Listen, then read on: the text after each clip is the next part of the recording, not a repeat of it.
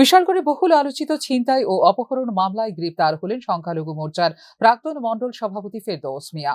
কিছুদিন আগে বিশালগড় এলাকা থেকে একটি গাড়িসহ 2 মহিলা ও চালককে ছিনতাই ও অপহরণের অভিযোগ সামনে আসে। ঘটনাটি ঘিরে জেলা জুড়ে ব্যাপক চাঞ্চল্যের সৃষ্টি হয়। তদন্তে নেমে পুলিশ পরবর্তীকালে জানতে পারে এই ঘটনার নেপথ্যে মাদক কারবারিদের একটি ষড়যন্ত্র কাজ করেছিল। মামলার তদন্ত করতে গিয়ে পুলিশ অপহরণে ব্যবহৃত গাড়ি সহ একাধিক অভিযুক্তকে গ্রেপ্তার করে।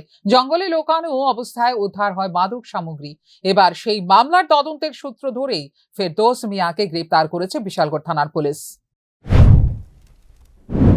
54 केस में भी कुछ लोगों को अरेस्ट किया है, जो एनडीपीएस केस था, और उसमें कुछ लोग अभी जुडिशियल कस्टडी में है।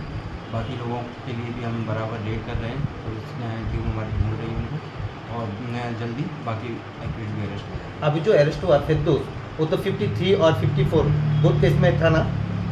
इस चीज़ का भी इंटेरोगेशन चल रहा है कि जैसे ही इन्वेस्टिगेशन कंप्लीट होती है सारी चीज़ आपको। পুলিশ জানিয়েছে মামলার তদন্ত অব্যাহত রয়েছে এবং ঘটনার সঙ্গে জড়িত অন্যদের ভূমিকাও খতিয়ে দেখা হচ্ছে। ফিউরো রিপোর্ট, নিউজ নাও।